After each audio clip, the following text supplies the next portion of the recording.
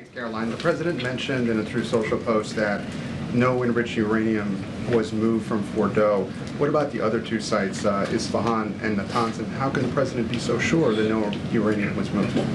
Well, what I can assure you is that the United States and our intelligence agencies and Director Ratcliffe and the President's entire national security team were obviously watching these sites very closely in the weeks and the days leading up to the attack on Saturday, which I will add was one of the most secretive and successful operations in United States history. I think many of you in this room would agree with that because none of you in this room knew about the strike on Saturday until it took place. So we were watching closely, and there was no indication to the United States that any of that enriched uranium was moved prior to the strike. From any of the sites? Correct. And then one more thing, Caroline. Next week, the president mentioned that there will be talks with Iran.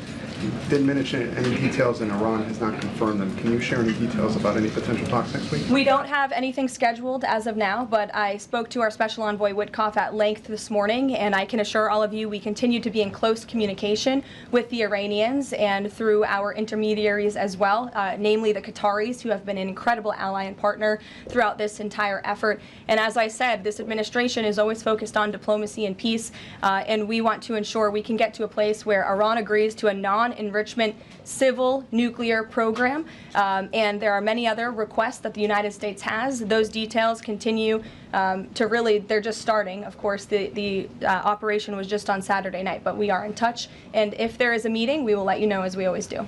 Brian. Thank you, Caroline. There's two. One on trade. On the July deadline that's coming up for the trade deals, is that deadline still hard and fast for the president, or is he now considering even coming to trade deals after that deadline, and where is he on that going forward? I think the president has been asked this quite a few times by many of you in the media. I've heard him answer it at press conferences and at gaggles. He just spoke about it on Air Force One.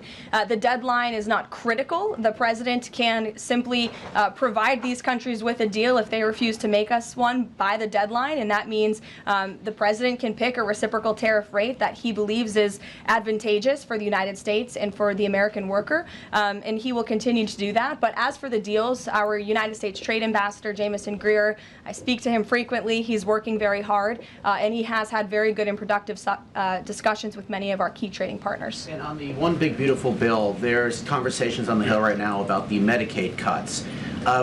Yeah, I'm curious if the final bill that the president's been talking about comes to him and it has Medicaid cuts in it, will he sign it, or would he rather just Congress do away with those cuts? I think our friends in both the Senate and the House know exactly where the president stands on Medicaid. He wants to get rid of the waste, fraud, and abuse, and they are working to do that in the Senate right now. Jennifer.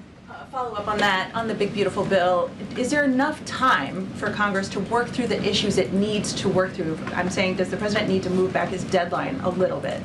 We expect that bill to be on the president's desk for signature by July 4th. I know that there was a ruling by the Senate parliamentarian this morning. Look, this is part of the process. This is part of the inner workings of the United States Senate, but the president is adamant about seeing this bill on his desk here at the White House by Independence Day. And then on Israel, is there a date set for the Prime Minister to visit the White House yet? Is he coming in a couple weeks? There isn't a date, but the Prime Minister has expressed interest in coming to the White House to meet with the president and come to Washington. The president is obviously very open to that, but we don't have a date. When we do, we'll let you all know. Kate. The president suggested he was open to sending more Patriot air defense missiles to Ukraine.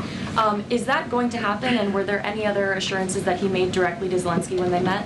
I'll let the president speak on that. That was a private conversation between he and President Zelensky, but the meeting was a good meeting, and it was a meeting towards progress, and the president, as he said, repeatedly wants to see this war come to an end, but I'll let him speak on that specific point. And Witkoff yesterday suggested that there would be more countries signing on to the Abraham Accords. What's the timeline on that, and which countries specifically is the administration looking to have sign on? Well, the president is certainly hopeful that more countries in the region will sign on to the Abraham Accords. Again, we want to see in long, withstanding, endurable peace in the Middle East, and that's the way to do it. And when the president met with the new president of Syria, that was one of the requests that he made for Syria to sign on to the Abraham Accords. I don't have a timeline for you, but this administration wants to see that happen, and our partners in the region should know that. Rachel.